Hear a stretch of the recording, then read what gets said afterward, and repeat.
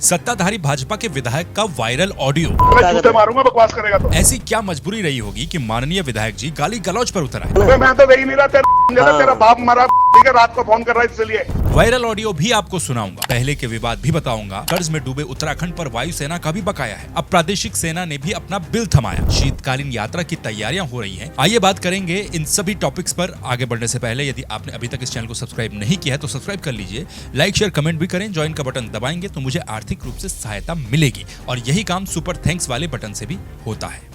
विधायक जी, विधायक जी, विधायक जी, विधायक जी, विधायक जी भी कई प्रकार के होते हैं। अब जिनके नाम के आगे माननीय और नाम के पीछे जी लगा हो तो भाई वो तो सातवें आसमान पर होंगे ही।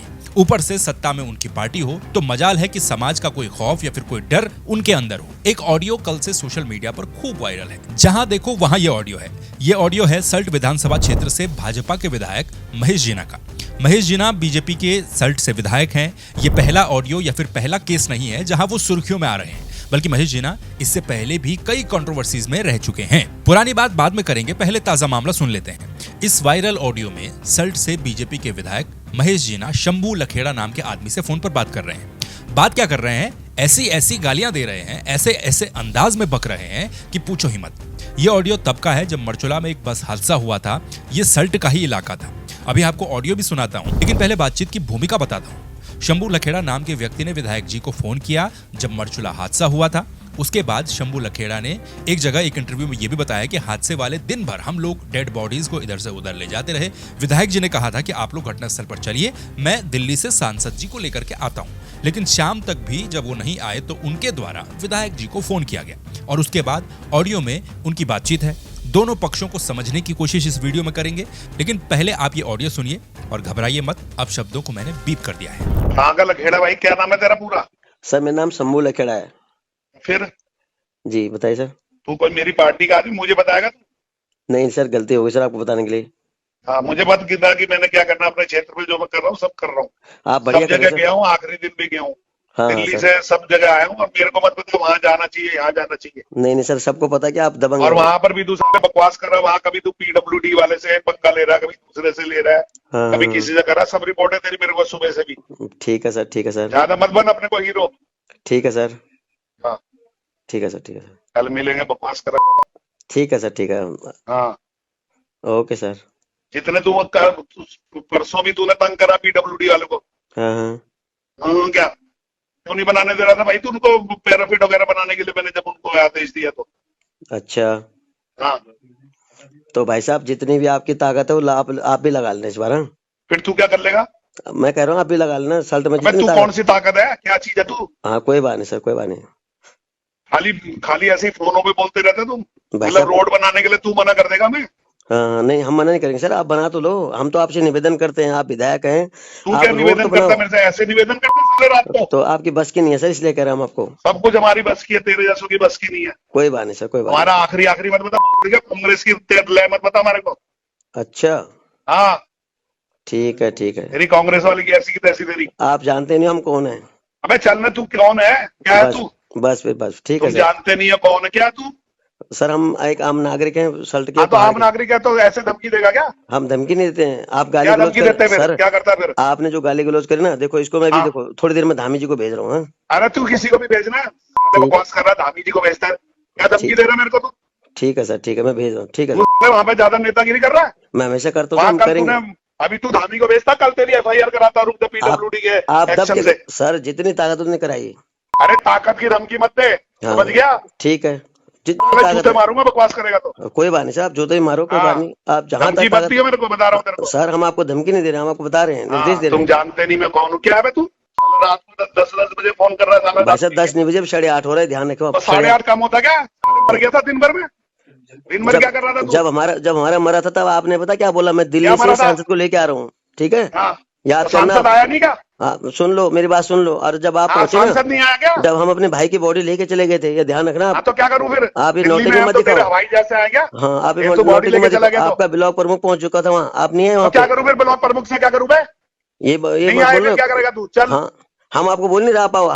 तो दिल्ली से आने में टाइम नहीं लगता? आपने एहसान नहीं किया कि आपने ऐसा नहीं किया कि अब आप तो शो क्या के करा नशे भाई में, तुमने आप शो के नशे में बात कर रहे कर दिया क्या साले हो, बकवास कर रहा आप है। शो के नशे में बात कर रहे हो, आप हम चुप कोई हो बात जा नहीं। तू साला, तू कहना सा तेरा बाप करता होगा, ठीक है? हम कल बैठेंगे, अच्छा। हम कल तू बैठेंगे क्या तो। बैठेगा, जूते मारूंगा सामने खड़ा होकर, नहीं हाँ कोई मारूंगा बात तब नहीं कह भाई दियो। साहब, ये तानाशाही 2 साल की आपकी, 27 में मेरी मिले 2 आप। साल की तेरे कोई अगर बात नहीं सामने खड़ा होगा तो जूते मार नहीं मारूंगा तब कह दियो। है, दम इस तो तरह की धमकी देगा भाई तो साहब, दम है तो चाहो जहां मिलो वहां मिल लो, दम है तू तो बता कहाँ मिलेगा, दम की जहां बात छोड़ दे, जहां आप दम तो बोलोगे तूने वहां लगा मिलेंगे। रखा होगा आप साले। सल्ट बोलो, आप भिक्केसेन बोलोगे भिक्केसेन, अबे आप चल देगार तेरी बोलो देगार। साले वहाँ गढ़वाल से भाषण दे रहा, बकवास कर रहा साले। तो कोई बात नहीं जहाँ आप, तू गए जहाँ, ये कोई जहाँ बात जहाँ नहीं। की धमकी मत दियो मेरे को। हाँ तो मेरे को भी विधायक होने की धमकी मत देना, ध्यान रखना। अबे मैं तो दे ही नहीं रहा, तेरा हाँ बाप मरा, ठीक है, रात को फोन कर रहा है इसलिए।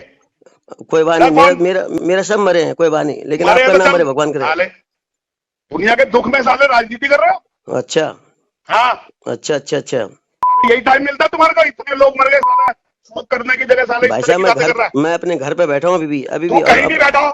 हाँ अरे, अभी हम तेरे गढ़वाल से मेरा क्या मतलब है, मैं अपने तीनों जगह जा रहा हूँ, जा ही रहा हूँ।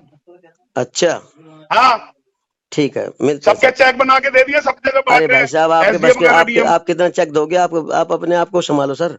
अरे चल तू अपने को संभाल, ठीक जो है, होता है साले, इन ठीक। छोटी छोटी बातों में साले राजनीति करने लग जाते तुम। ठीक है ठीक है ठीक है सर, हाँ ठीक है ठीक वहां है कल सड़क के लिए भेजा, तब भी तू साले वहां पर एक्शन से लड़ने लग गया। ठीक है सर, ठीक शंभू है, शंभू तेरी शंभू निकाल दूंगा, ठीक है? कोई बात नहीं दोबारा सर। अगर तूने किसी को तंग करा, किसी आपके पास एक्शन वगैरह को जितनी ब्लैकमेल सर, करी आपके तो, पास जितनी ताकत आप लगाओ सर। अरे मेरे को ताकत लगाने की जरूरत नहीं, तेरे जैसे कुत्ते रोज रात को भौंकते हैं ऐसे ही शराब पी के, कोई बात नहीं सर, कोई बात नहीं, उनका हाल में ऐसे ही करता हूँ गालियां निकाल के। तो कोई बात नहीं सर, ये मैं अरे तेरे को कल तू सुबह कह रहा साल्ट कल में बैठेगी, सर, तेरा बाप भी नहीं आ सकता मेरे सामने कल। सर कल सुबह नागचूला में, देघाट में, खलडुआ में, बरंगल में, आपके भिक्कियासैन में, भतरोज खान में, मैं आपको चल आजा, भिक्के से नहीं आ जा। मैं भेजूंगा, इसी को ग्रुप में भेजूंगा सर, आपका हाँ भेजूंगा, ठीक है सर। ग्रुप में कल ही सर, कल ही भेजूंगा सर आपको। अरे तू जहां मर्जी भेज दे। हाँ। साले तुम राजनीति बेफालतू की कर रहे हो, तो सर 36 मैं आपसे लोग मर गए, निवेदन, हाथ जोड़ के तो हम निवेदन करता हूँ इसमें बिजी है, तू साला मेरे को सर, आप नहीं थे बिजी, हम बिजी थे, हमने पोस्ट चल मार्टम तू करे काहे सर। बिजी था। अरे चुप रखियो मत करियो, मारूंगा साले, नहीं तो ठीक है, तमीज से बात करियो। ठीक है सर, आपसे बात ही कर रहे सर। हाँ। जितनी ताकत है उतनी लगा लेना। के बाद भी कह रहा तुम आए नहीं, तुमने आप नहीं है, आप नहीं है, आप नहीं है। हम अपने भाई की हमने अपने भाई की बॉडी वहां से उठाई, तब तक आप नहीं क्या थे। करूं, तेरे भाई की बॉडी तो उठाना ही पड़ेगा, तेरा भाई है तो। महंत दूसरा दिलीप आएगा राव क्या जी आए उठाने के थे, लिए? महंत दिलीप राव जी आए थे, अरे तो क्या करूं, तेरे महंत दिलीप राव की और तेरी की आदरणीय क्या आए ज्यादा थे, बातें बना रहा है, ठीक है। साला कह रहा कि नहीं आए नहीं आए, कोई बात नहीं सर, आदरणीय जब भट्ट जी आए थे, मैं आपको बताता हूँ सर। रख दे फोन, कुत्ते के बच्चे रख। ठीक है, कोई बात नहीं, कोई बात नहीं, कोई बात, ठीक है, आदरणीय भट्ट जी आए थे, का बंदा ज्यादा, ठीक है सर, ठीक है। बढ़िया वायरल कर रहा हूँ, अभी कर रहा हूँ। हाँ कर ले जा भाई, चाहे कुछ भी हुआ हो, किसी ने विधायक जी को कितना भी मजबूर क्यों न किया हो सकता है कि सामने वाला सच में राजनीति कर रहा हो, लेकिन एक विधायक को कैसे बात करनी चाहिए हमें यह भी देखना चाहिए। विधायक जी की बातचीत से, उनके एटीट्यूड से, उनके गरियाने के अंदाज से ये लगता है कि विधायक जी बनकर कितना धन्य हो चुके हैं। जैसा कि मैंने पहले भी कहा था कि हम दोनों पक्षों की बात करेंगे, दोनों पक्षों की बात होनी चाहिए। भले ही आपके सामने कितनी भी विषम परिस्थितियां क्यों न हो, सामने वाले भले ही आपके विरोधी हों, लेकिन एक जनप्रतिनिधि के लिए सब समान होते हैं और धैर्य रखना, सबकी सुनना भी एक जनप्रतिनिधि का काम होता है। लेकिन यहाँ तो उल्टा हो रहा है, अगला आदमी जी सर सर कह करके बात कर रहा है और बदले में उसे बहुत कुछ कहा जा रहा है। देख लेने तक की धमकी मिल रही है, कहाँ मिलेगा ये बता, ऐसी वाली धमकी भी मिल रही है, केस दर्ज करवा दूंगा वाली धमकी भी मिल रही है, और न जाने क्या क्या इस ऑडियो में आपने सुना होगा। अब सल्ट विधायक पहले भी विवादों में रह चुके हैं। नगर निगम देहरादून में टेंडर के बहाने अधिकारियों से अभद्रता हुई थी, उसमें एफआईआर भी दर्ज की गई थी, वहां भी ये विवादों में थे और विवाद उनके साथ था। दिल्ली वाले केदारनाथ मंदिर में भी ये एक मुख्य कैरेक्टर में से एक थे और अब इस वायरल ऑडियो में भी हैं। ऐसे जनप्रतिनिधियों के बारे में आप ही कुछ बताइए कमेंट बॉक्स में, मेरा तो हो गया। उत्तराखंड राज्य 24 साल का हो चुका है, लेकिन कर्ज उत्तराखंड पर पहले दिन से ही है, जो कि हर साल बढ़ता गया और आज ये कर्ज बहुत ज्यादा बढ़ चुका है। कर्ज बढ़ना एक तरह से समान रहा, लेकिन उत्तराखंड की राजनीति कभी समान नहीं रही, स्टेबल नहीं रही। बढ़ते कर्ज के साथ साथ हमारे कई मुख्यमंत्री भी बदलते चले गए, मुख्यमंत्री बदले, सरकारें बदली, लेकिन कर्ज कम नहीं हुआ। ये कर्ज की बात आज इसलिए सामने आई है क्योंकि कुछ ही दिन पहले वायुसेना ने उत्तराखंड सरकार को अपना बकाया भेजा है। ये बकाया कोई साधारण रकम नहीं है, बल्कि 200 करोड़ रुपए का बकाया है। इस 200 करोड़ रुपए के बकाये पर चर्चा चल ही रही थी कि आज एक और खबर सामने आई कि प्रादेशिक सेना ने भी 146 करोड़ रुपए की देनदारी सामने रख दी है, यानी कि इन दोनों को मिलाकर के 346 करोड़ रुपए की देनदारी बन जाती है। अब पहले वायुसेना की बात करते हैं। जब से उत्तराखंड बना तब से लेकर अभी तक वायुसेना का उत्तराखंड राज्य पर 2 अरब 8 करोड़ 67 लाख 23,632 रुपए का बकाया है। ये उत्तराखंड सरकार ने वायुसेना को देने हैं। अब ये क्यों देने हैं वो भी समझिए। देखिए, कई बार प्रदेश में वायुसेना की मदद ली जाती रही है। एयरफोर्स ने कई एक्टिविटीज उत्तराखंड में की हैं, जैसे कि आपदा के समय में हेलीकॉप्टर का इस्तेमाल करना, आग बुझाने के लिए गर्मियों के समय में हेलीकॉप्टर की मदद लेना, और भी इस तरह के कई ऑपरेशंस होते हैं। ये सब इन्हीं का बकाया है, जो कि लगभग 200 करोड़ रुपए बैठता है। अब वायुसेना ने ये पत्र दिया है तो चर्चा हर जगह पर चल रही है। ये बकाया तो गले की फांस बनता जा रहा है।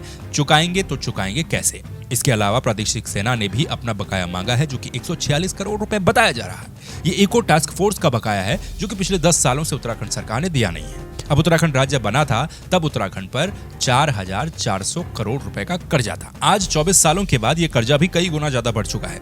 आज के समय उत्तराखंड पर लगभग 79,000 करोड़ रुपए 79,000 करोड़ रुपीस का कर्जा है। ऊपर से 346 करोड़ रुपए और ऐड इसमें कर लीजिए। इस साल उत्तराखंड की चारधाम यात्रा पर कई तरह के सवाल उठे, कई तरह के विवाद हुए। चारधाम यात्रा चली या नहीं चली, जिस हिसाब से होनी चाहिए थी उस हिसाब से हुई या नहीं हुई, इस तरह के कई सवाल थे। ये इसलिए भी उठे क्योंकि उत्तराखंड के ज्यादातर लोगों की रोजी रोटी भी इसी चारधाम यात्रा से चलती है। शीतकाल में यानी कि सर्दियों में चारों धामों के कपाट बंद हो जाते हैं। उसके बाद सभी धामों का प्रवास उनके शीतकालीन गंतव्य स्थलों में होता है, अलग अलग, वो मैं आपको आगे बताऊंगा। इसीलिए अब सरकार ये चाहती है कि वो शीतकालीन यात्रा को भी शुरू करे। शुक्रवार को हुई एक बैठक में मुख्यमंत्री पुष्कर सिंह धामी ने ये निर्देश दिए हैं कि शीतकालीन यात्रा को जल्द से जल्द शुरू किया जाए, इसकी तैयारियां जल्द पूरी कर ली जाएं। ये भी कहा गया है कि शीतकालीन यात्रा के साथ ही जो विंटर टूरिज्म है उसको भी बढ़ावा मिलेगा, तो टूरिज्म एक्टिविटीज उत्तराखंड में साल भर चलती रहेंगी, जिससे रोजगार भी साल भर चलता रहेगा। अब किस धाम का शीतकालीन प्रवास कहां पर होता है वो भी जान लीजिए। केदारनाथ धाम का शीतकालीन प्रवास उखीमठ में होता है, बद्रीनाथ का ज्योतिर्मठ में होता है, गंगोत्री का मुखबा में होता है और यमुनोत्री का खरसाली में होता है। इसके अलावा ये भी तैयारियां की जा रही हैं कि शीतकालीन यात्रा करने वाले श्रद्धालुओं को GMVN गढ़वाल मंडल विकास निगम अपने होटलों में 10% ऑफ यानी कि 10% का डिस्काउंट देगा। ये थे आज के महत्वपूर्ण टॉपिक्स। आपका क्या कहना है इन टॉपिक्स के बारे में कमेंट में जरूर बताइएगा। बाकी इस चैनल को सब्सक्राइब कर दीजिए, वीडियो को लाइक कर दीजिए, शेयर भी कीजिए।